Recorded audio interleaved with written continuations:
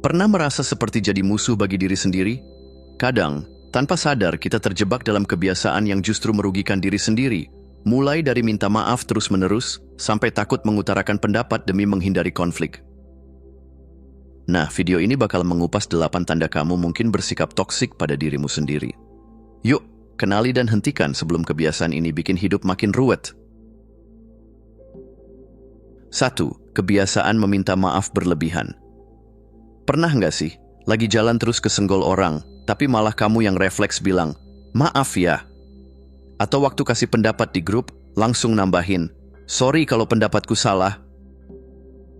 Nah, kebiasaan minta maaf kayak gini mungkin terdengar sopan, tapi kalau berlebihan, bisa jadi tanda kamu kurang menghargai diri sendiri. Masalahnya, sering minta maaf tanpa alasan yang jelas tuh kayak ngasih sinyal ke dunia kalau pendapat atau kehadiran kamu nggak penting-penting amat.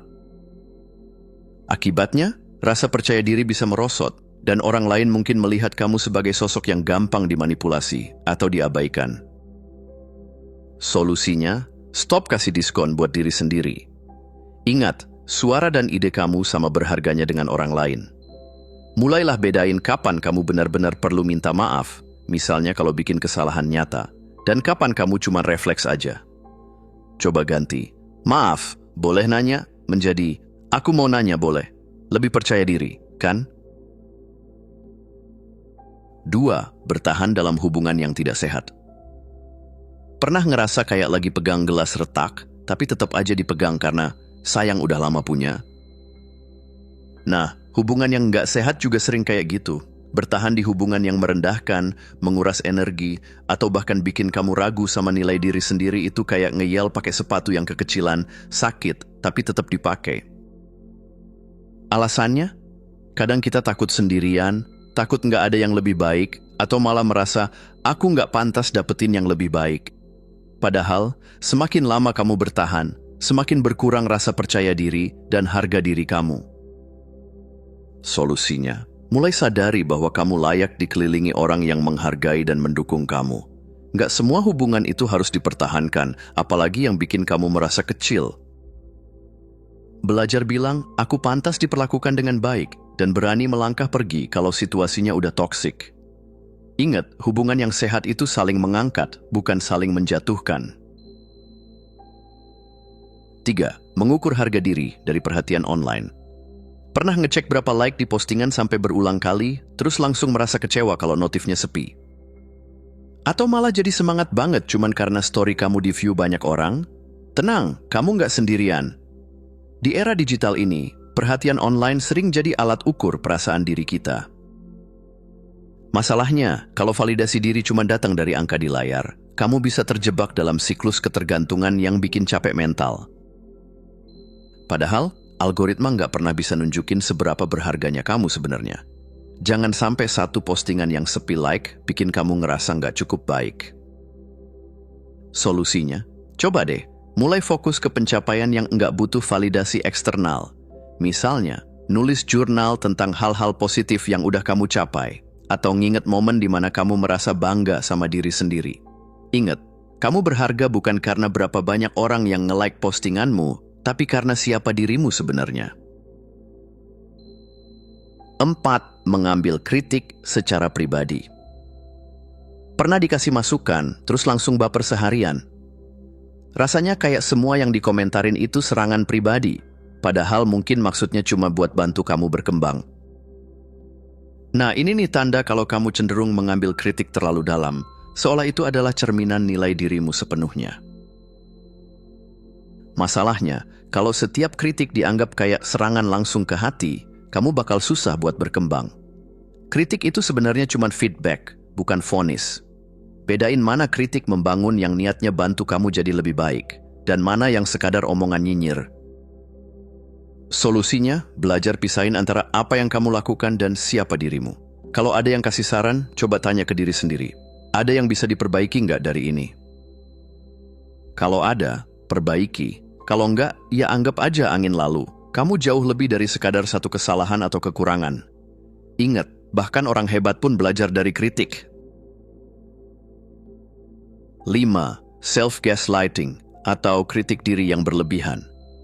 Pernah ngerasa kayak punya hakim di kepala sendiri yang selalu ngejudge setiap keputusan?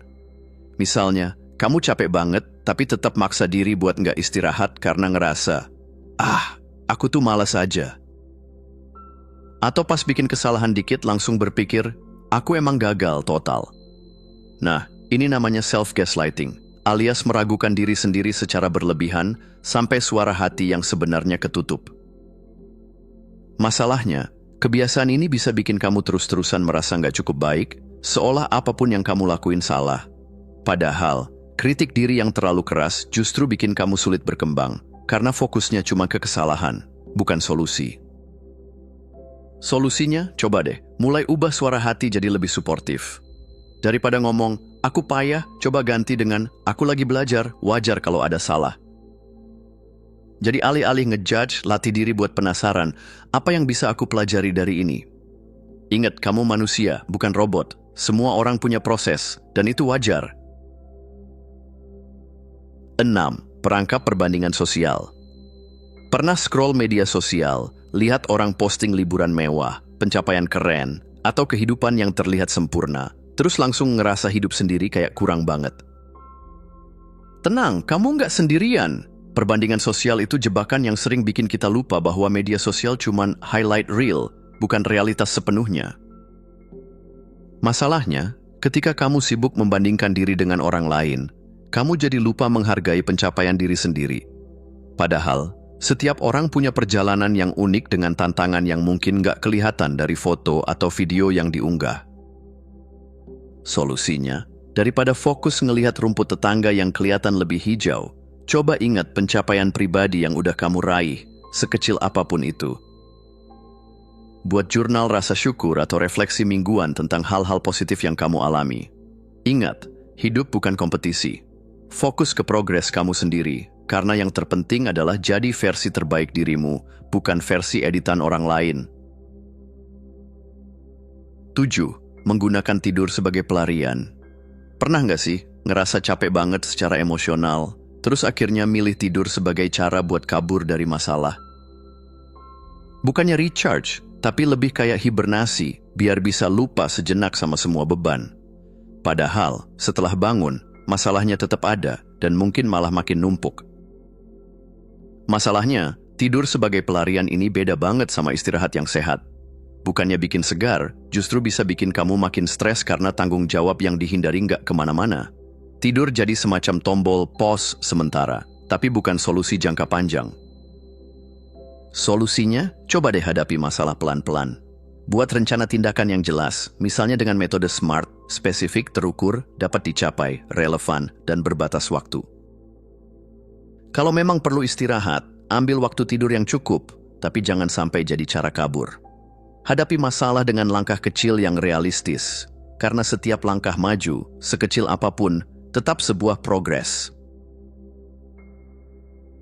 8. Selalu setuju untuk menghindari konflik. Pernah nggak sih kamu bilang, iya, nggak apa-apa kok, padahal sebenarnya kesel atau kecewa? Atau setuju aja sama pendapat orang lain, meskipun dalam hati kamu ngerasa beda. Kalau sering kayak gini, bisa jadi kamu terjebak dalam kebiasaan menghindari konflik dengan cara mengorbankan diri sendiri. Masalahnya, selalu nurut demi menjaga kedamaian bisa bikin kamu kehilangan suara dan identitas diri. Lama-lama, orang lain bakal nganggep kamu nggak punya pendapat, dan yang lebih parah, kamu mulai merasa nggak dihargai. Ujung-ujungnya, muncul rasa kesal yang dipendam dan bikin hubungan jadi nggak sehat. Solusinya, mulailah belajar jujur soal apa yang kamu rasakan dengan cara yang asertif. Ekspresikan pendapatmu tanpa takut, tapi tetap dengan cara yang sopan. Ingat, nggak apa-apa kok kalau ada perbedaan pendapat. Konflik yang sehat justru bisa bikin hubungan lebih jujur dan saling memahami. Suara dan kebutuhanmu penting, jangan takut buat menyuarakannya. Terima kasih sudah menonton. Jangan lupa untuk klik tombol like, subscribe, dan tinggalkan jejak di kolom komentar. Kami sangat menghargai setiap dukungan dari kalian. Semoga hari-hari kalian menyenangkan, dan sampai jumpa di video selanjutnya.